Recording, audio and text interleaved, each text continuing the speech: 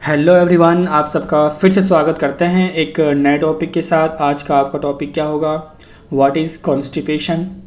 Constipation क्या होता है, जिसको हम लोग कब्ज़ कहते हैं, उसके सिम्टम्स देखेंगे, उसके मेडिसिन देखेंगे हम लोग। साथ साथ हम इसमें एक चीज़ और देखेंगे कि ब्लड विद स्टूल, जब हम स्टूल को रिलीज़ करते हैं अपने बॉडी से तो उसके अंदर कभी कभी ब्लड आपको देखने को मिलेंगे, वो क्या होता है उसको देखेंगे और उसकी मेडिसिन को देखेंगे। चलिए हम स्टार्ट करते हैं। सबसे पहले हम जानते हैं कि जो हमारा है क्या बोलते हैं कि कॉन्स्टिपेशन का मतलब क्या होता है। कॉन्स्टिपेशन का हिंदी मतलब होता है कब्ज़। अब ये होता क्या है, इसको मैंने इंग्लिश में भी हिंदी में दोनों में करके दिया है, उससे आपको आसानी समझ में आएगा। तो सबसे पहले हम कॉन्स्टिपेशन की बात करें, क्या होता है कि only 3 times stool pass in 1 week is known as constipation. क्या मतलब हुआ कि एक सप्ताह में, कितना में, एक सप्ताह में सिर्फ यानी कि 7 दिन में सिर्फ अगर आपको 3 बार ही स्टूल आपका पास हुआ है तो आप समझ लो कि आपको क्या हो चुका है, आपको कॉन्स्टिपेशन हो चुका है। क्लियर है? ठीक है। देखिए हिंदी में लिख रखा है मैंने कि एक सप्ताह में 3 बार मल त्याग को हम लोग क्या कहते हैं, कब्ज़ कहते हैं। क्या कहते हैं? कब्ज़ कहते हैं। इसके सिम्टम्स की अगर हम बात कर लें, सिम्टम्स क्या उसका होता है, जो सबसे पहला इसका सिम्टम होता है वो है हार्ड स्टूल। हार्ड स्टूल का मतलब क्या होता है? कठोर मल। जो आपका मल होता है, जो स्टूल होता है वो हार्ड हो जाता है। हार्ड होने की वजह से क्या होता है कि उनका रिलीज़ होने में मुश्किल होती है। दूसरा प्रॉब्लम सिम्टम्स क्या होती है इनकी? Problem during stool passing. जब स्टूल पास होता है तो उस समय भी प्रॉब्लम होती है। जब स्टूल हम पास करने जाए, जब हम टॉयलेट जाते हैं लेटरिन को मतलब कि रिलीज़ करने के लिए, तो वहाँ पे भी हमें दिक्कत होती है क्योंकि ये हार्ड हो चुका है। ठीक है। उसका वाइट कलर टोंग, जो आपका जीवा है वो वाइट कलर, श्वेत कलर का आपका हो जाएगा, उस तरह दिखने लगेगा। देन उसके बाद क्या है, डिक्रीज फूड इंटेक। जो हम क्या होता है कि जब हम फूड खाना कम कर दे, फूड का इंटेक हमारा कम हो जाए, उससे भी हमें कॉन्स्टिपेशन हो सकता है। एब्डोमिनल स्वेलिंग, आपका पेट में सूजन भी हो सकता है। तो ये क्या थे, कॉन्स्टिपेशन के डिफिनेशन थे और उसके कुछ सिम्टम्स थे। अब हम देख लेते हैं कॉन्स्टिपेशन जो है उसके होने के रीज़न क्या है, कारण क्या है, कॉजेज़ ऑफ कॉन्स्टिपेशन। सबसे पहला कॉजेज़ क्या है, लो इनटेक फाइबर फूड्स। वैसे फूड जिसमें फाइबर्स की कमी होती है उसको हम लोग खाते हैं, या उसको खाने से, यानी कि फाइबर वाला फूड हमें खाना चाहिए, जो मतलब कि लो इनटेक फाइबर फूड्स। जब हमारे बॉडी में लो इनटेक फाइबर्स फूड्स की कमी हो जाएगी तो हमें कॉन्स्टिपेशन हो जाएगा। देन उसके बाद डिहाइड्रेशन की वजह से होता है, निर्जलीकरण की वजह से भी आपको कॉन्स्टिपेशन हो सकता है। डिक्रीज एक्सरसाइज, मतलब कि आप रेगुलर एक्सरसाइज नहीं कर पा रहे हैं, उससे भी आपको क्या कॉन्स्टिपेशन हो सकता है। सब मेडिकेशंस, कुछ मेडिकेशंस होंगी, कुछ दवाई होंगी, उसकी वजह से भी आपको कॉन्स्टिपेशन हो सकता है। ट्रेवलिंग की वजह से भी हो सकता है। और जो महिलाएं गर्भवती हैं उसके दौरान भी उसको कॉन्स्टिपेशन का सामना करना पड़ता है। ये क्या थे, कॉजेज़ ऑफ कॉन्स्टिपेशन। हमने क्या देखा, हमने देखा कि कॉन्स्टिपेशन क्या होते हैं, उसके सिम्टम्स क्या होते हैं और उनके कॉजेज़ क्या होते हैं। अब हम कुछ दवाई के ऊपर बात कर लें। कॉन्स्टिपेशन के केस में हमें कौन कौन सी दवाई यूज़ करनी चाहिए। सबसे पहला जो दवाई हमारा है वो है कौन सा, लैक्टुलोज सिरप। लैक्टुलोज सिरप ये रहा इसका यहाँ पे लेवल। इसकी हम बात कर लें तो इनका डोज के ऊपर देख लें हम लोग। अगर एडल्ट की बात करें, जो एडल्ट हैं उनकी बात करें हम, तो 10 ml उसे लेना चाहिए। जो एडल्ट पीपल हैं उसको कितना लेना चाहिए, 10 ml लेना चाहिए। और कैसे लेना चाहिए, बीडी मतलब होता है दिन में 2 बार। एक दिन में कितना बार, 2 बार, एक दिन में 2 बार। और कैसे लेना चाहिए, एक सुबह एक शाम, एक सुबह और एक शाम। लैक्टुलोज एक सुबह मतलब कि यहाँ टेबलेट तो नहीं है, तो जितना लैक्टुलोज क्या एक सिरप है, तो आप 1 मुन्ना या 2 मुन्ना या 10 ml क्या है ना, 10 ml सुबह और 10 ml शाम। लैक्टुलोज सिरप का ये आपका डोज है, किसका, एडल्ट के केस में।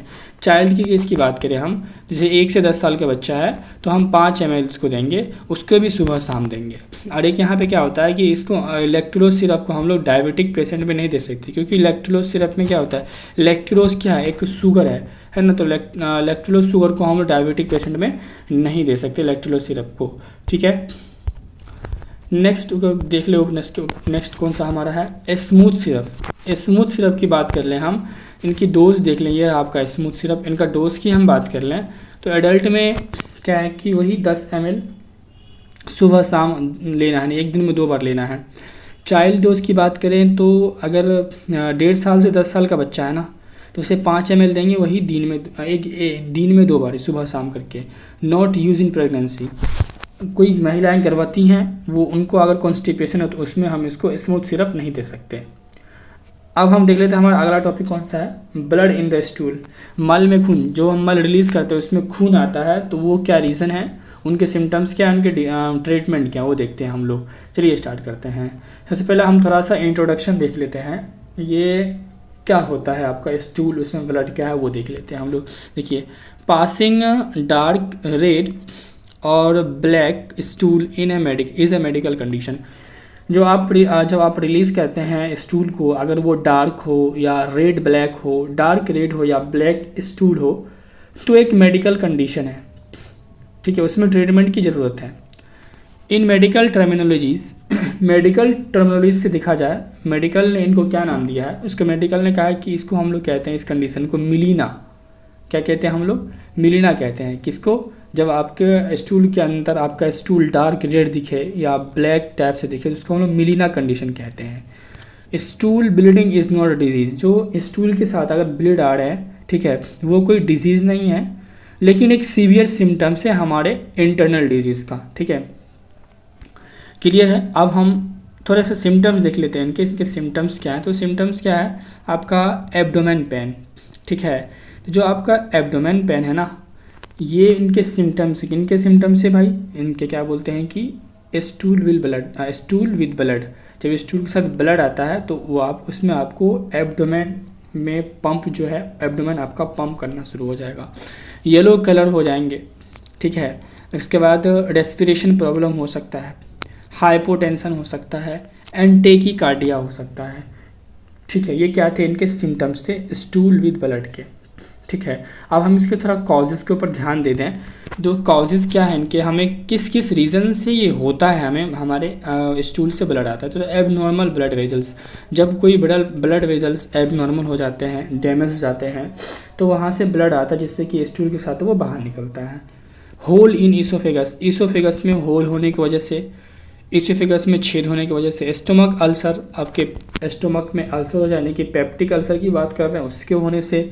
एब्डोमिनल पेन, पेट में दर्द होने से।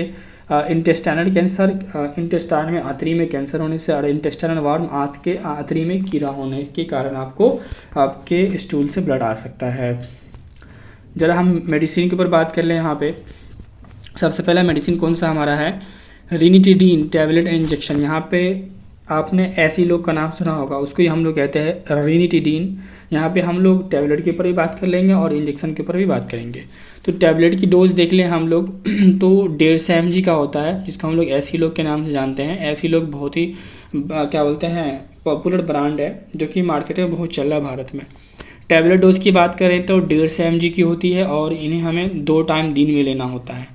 इंजेक्शन डोज की बात करें तो 50 mg की होती है और हमें दिन में 2 बार लेना पड़ता है। और इससे हम लोग IV और IM दोनों से ले सकते हैं, इंट्रामस्कुलर और इंट्रावेस्कुलर दोनों जगह से ये ले जा सकते हैं। क्लियर है। अगला जो हम देख लेते हैं वो कौन सा है, पेंटापेराजोल टैबलेट एंड इंजेक्शन। पेंटापेराजोल टैबलेट के बारे में बात कर लेंगे, इंजेक्शन के बारे में बात कर लेंगे। टैबलेट की डोज देख लेते हैं हम, 40 mg में आती है, ये भी दिन में 2 बार हमें खानी होंगी ओरल रूट से। और इंजेक्शन डोज की बात कर ले, ये भी 40 mg की और ये भी दिन भर हमें लेना पड़ता है, लेकिन IV रूट से, इंट्रावेस्कुलर रूट से हमें इसे लेना पड़ेगा, ठीक है। तो ये क्या थे कुछ आपके इम्पोर्टेंट मेडिसिन्स थे, किसमें अभी हमने इस वीडियो में क्या क्या कवर किया। व्हाट इज़ कॉन्स्टिपेशन, कॉन्स्टिपेशन क्या होता है, उनके सिम्टम्स क्या होते हैं, उनके मेडिसिन क्या होते हैं, और ब्लड विद स्टूल और उनके सिम्टम्स, उनके मेडिसिन क्या होते हैं। मैं उम्मीद कर सकता हूँ कि ये वीडियो आपके लिए हेल्पफुल होगा। वीडियो को लास्ट तक देखने के लिए आपका बहुत